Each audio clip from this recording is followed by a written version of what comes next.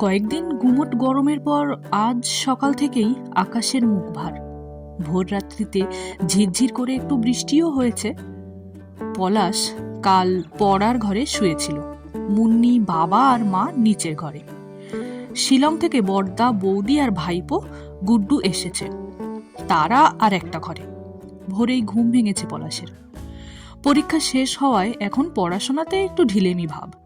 Coaching সেন্টারও কয়েকদিন হলো বন্ধ। নমস্কার, আমি তৃষ্ণা। গল্পের মাঝে পরিবারের পক্ষ থেকে আপনাদের সবাইকে স্বাগত। আজকের গল্প কমল লাহিড়ীর কথার দাম। টুকাই, অনিন্দ আর প্রভাস ওরাও খুশি মনে খেলাধুলো নিয়ে মেতে আছে। বিছানা থেকে নেমে সিঁড়ির কাছে এসে দাঁড়িয়ে পড়ে পলাশ। কাল ছাদের পাশে জড়ো করে রাখা কাগজের বান্ডিল থেকে কয়েকটা লেখার পাতা ঝোড়ো হাওয়ায় উড়ে এসে এখানে পড়ে আছে। পাতাগুলো কুড়িয়ে জায়গা মতো রেখে বাথরুমের দিকে গেল পলাশ। মা চায়ের ব্যবস্থা করছেন, বড়দা গুড্ডুকে নিয়ে ব্যস্ত, বাবা এখনো ওঠেননি। চা দিতে এসে বৌদি বলে, পলাশ, তোমার পড়াশোনা কেমন চলছে? ভালোই, এই তো পরীক্ষা শেষ হলো। সামনের বছরই তো ফাইনাল। হ্যাঁ, কি যে ভয় করছে বৌদি। দূর বোকা, ভয় কি? মন দিয়ে পড়লে পরীক্ষা একটা ব্যাপারই না। পলাশের মাথায় হাত বুলিয়ে বৌদি হাসতে হাসতে বলে। সকালের চা পান পর্ব আর জলখাবার মিটে যেতে গুড্ডুকে নিয়ে পলাশ বেরোলো। বৃষ্টি না পড়লেও আকাশটা মেঘলা হয়েই আছে। টুকাই বাড়িতে ছিল না, বাজারে গেছে। অনিন্দর বাড়িতেই গেল পলাশ, পাশেই প্রভাসের বাড়ি। পলাশকে দেখে অনিন্দ খুব খুশি, বিশেষ করে গুড্ডুর আধো আধো কথা শুনে সবাই হেসে গড়াগড়ি। অনিন্দর বোন মুনমুন তো কোল থেকে নামতেই চায় না। একটু পরে প্রভাসও এসে গেল। গল্প আড্ডার এক ফাঁকে পলাশ বলে, অনিন্দ, আমার ওয়ার্ক এডুকেশনের খাতাটা একটু আজ ফেরত দিবি? অজিত স্যারের সইটা যদি পারিস করিয়ে নিস। হ্যাঁ, মনে আছে আমার। অজিত স্যারকে কাল বলেও রেখেছি, আমার আর তোর দুজনার খাতাই স্যার সই করে দেবেন বলেছেন। অনিন্দ জবাব দেয়। পলাশ জানি অনিন্দর কথার দাম। যত অসুবিধেই হোক, বন্ধু বা কাউকে কোনো কথা দিলে সেটাও রাখবেই রাখবে। কয়েকবার প্রমাণও পেয়েছে। পাঁপড় ভাজা আর চা খেয়ে গুড্ডুকে নিয়ে বাড়ি ফিরে এলো পলাশ। বাজার হয়ে গেছে। বড়দার অনারে আজ রান্নার এলাহি ব্যবস্থা। অনেকদিন পরে বড়দা বৌদি এসেছে। শিলংয়ে তেমন কিছুই পাওয়া যায় না, আর দামও অসম্ভব। মা তাই বড়দা যা যা খেতে ভালোবাসে সবই রান্নার ব্যবস্থা করছে। দুপুরে খাওয়ার পর বড়দা আর বৌদির সঙ্গে ক্যারাম খেলে বেশ কিছুটা সময় কাটল। দুপুরের পর থেকে শুরু হলো বৃষ্টি, ছিচকাদুনে বৃষ্টি। এই একটু হচ্ছে, আবার বন্ধ। বাইরে বেরুনো যাবে না। মা গল্পের বই নিয়ে শুয়েছেন, বাবা তার তাসের আড্ডায়। ছুটির দিন হলেই বাবা বিশেষ বাড়িতে থাকেন না। দুপুর গড়িয়ে বিকেল। টাউন ক্লাবের মাঠে আজ শ্যামনগর ইয়ং ক্লাবের সঙ্গে টাউন ক্লাবের ফুটবল ম্যাচ ছিল। যা বৃষ্টি হবে কিনা কে জানে। প্রভাস, অনিন্দ ওরাও আসবে বলেছিল। পলাশের মনটা ছটফট করছিল বাইরে যাওয়ার জন্য। বড়দা জামা প্যান্ট পরে ছাতা নিয়েই বেরুলো বন্ধুদের সঙ্গে একবার দেখা করতে। গুড্ডুকে নিয়ে মুন্নি ব্যস্ত। বৌদি মার সঙ্গে রান্না করে। সন্ধে গড়িয়ে গেছে। কিছু সময় বিরতির পর এখন আবার বেশ জোরে বৃষ্টি পড়ছে, সঙ্গে ঝোড়ো হাওয়া। বাবা এখনো বাড়ি ফেরেননি, বড়দাও বাইরে। সেই দুপুর থেকে একভাবে ঘরের মধ্যে থেকে পলাশের আর ভালো লাগছে না। ছাতা থাকলে না হয় বেরুনো যেত। মা এসে রুটি তরকারি দিয়ে গেছেন। পড়ার টেবিলে বসে হেমেন্দ্র কুমারের আবার যখের ধন বইটাই পড়ছিল পলাশ। এত ভালো বই এখন আর লেখা হয় না। শুধু বাজে বাজে কমিক্স পড়তে ভালোও লাগে না। বাবা তো পুরোনো দিনের ওই সব বই এখনো পড়েন। এমন ভয়ের বই রাত্রে পড়াই যায় না। বাবা হয়তো ফিরে এসেছেন। পলাশ একবার ছাদের দিকে গিয়ে ফিরে এসেছে। বৃষ্টির জোর কমলেও ভীষণ বিদ্যুৎ চমকাচ্ছে, আর সঙ্গে বাজ পড়ার আওয়াজ। কিছুই ভালো লাগছে না। প্রভাসদের সঙ্গেও দেখা হলো না। আর এখন তো বাইরে বেরোনোই যাবে। রাত প্রায় 10টা। সবাই একসঙ্গে খেয়েছে। বড়দার জন্য রাত্রেও মুড়িঘণ্ট রেখেছিলেন মা।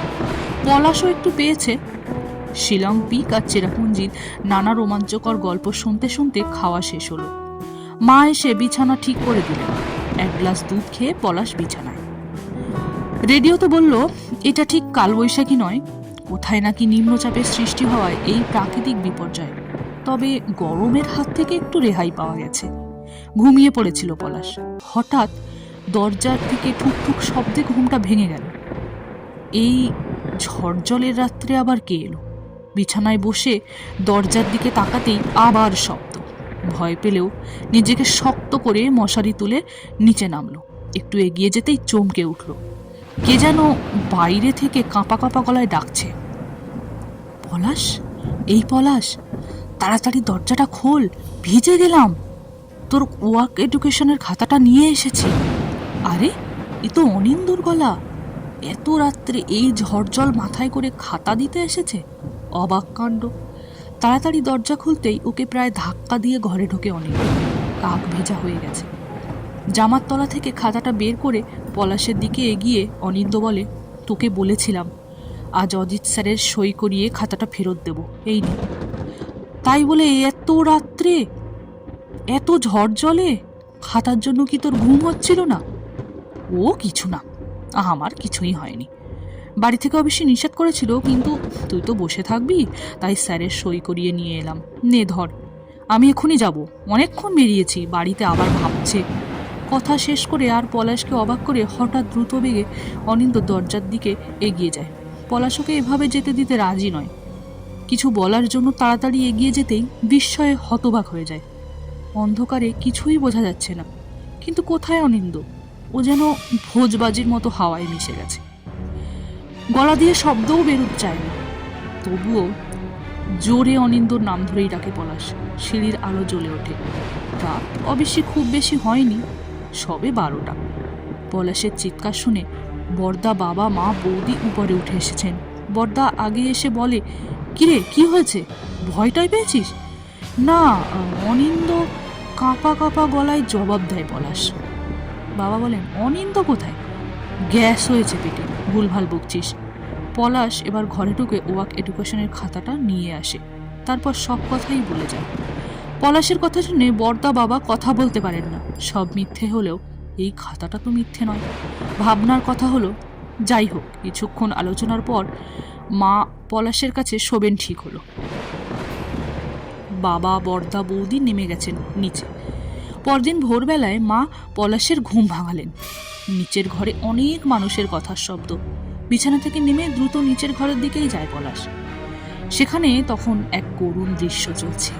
অনিন্দ, দাদা, প্রভাস আর কয়েকজন বসে আছে। বাবা তাদের সঙ্গেই কথা বলছেন। পলাশ ভিতরে ঢুকতেই ওর দিকে এগিয়ে আসে প্রভাস, ছল ছল চোখ। বর্দা বলে, আয় বস। পলাশ তো কিছুই বুঝতে পারছে না। জিজ্ঞাসু দৃষ্টিতে সবার দিকে তাকাতেই ওকে জড়িয়ে ধরে ছেলে মানুষের মতো কেঁদে ওঠেন অনিন্দর দাদা। ঠিক এমন সময় অজিত স্যারও ঘরে ঢোকেন। পলাশ এবার আসল রহস্যের কথা শোনে। কাল রাত্রে ঝড় জল মাথায় করে বাড়ির নিষেধ না শুনেই অনিন্দ পলাশদের বাড়ি আসছিল। বৃষ্টি তখন সত্যিই অল্প ছিল। মা বলেছিলেন এই রাত্রে না গিয়ে কাল সকালেই খাতা ফেরত দিতে, কিন্তু অনিন্দ সে কথা শোনেনি। অজিত স্যারও বললেন, হ্যাঁ, আমিও অত রাত্রে ওকে দেখে অবাকই হয়েছিলাম।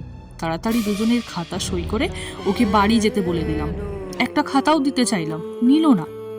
এরপর অনিন্দর বর্দা বলেন, স্যারের বাড়ি থেকে বেরিয়ে তোমাদের বাড়িতেই আসছিল, কিন্তু অমরাবতীর ভূতবাগানের রাস্তায় শর্টকাট করতেই অঘটন ঘটে গেল। বিদ্যুৎ আর বাজ পড়ছিল খুব। আমবাগানের নিচেই পড়েছিল ভাই, বাজ পড়েই।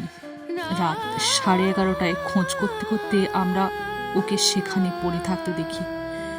আর শোনার কিছু নেই, সব বুঝতে পারে পলাশ। ওকে কথা দিয়েছিল অনিন্দ, তাই এইভাবে কথা রেখে গেছে।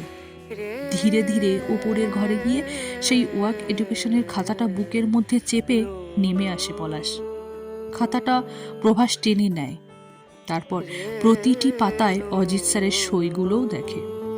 কেউ আর কোনো কথা বলতে পারেন না, শুধু অবাক বিস্ময়ে হতবাক হয়ে যান খাতাটার দিকে তাকিয়ে। পলাশকে যেতে হবে, অনিন্দর শেষ কাজে সঙ্গী তো হতেই হবে তাকে। আজকের গল্প এখানে শেষ। আপনাদের সঙ্গে আবার দেখা হচ্ছে কোনো এক নতুন গল্পের মাধ্যমে। ততক্ষণে লাইক, কমেন্ট এবং চ্যানেলটি সাবস্ক্রাইব করে আমাদের পাশে থাকবেন, বন্ধুদের সাথে শেয়ার করবেন। ধন্যবাদ।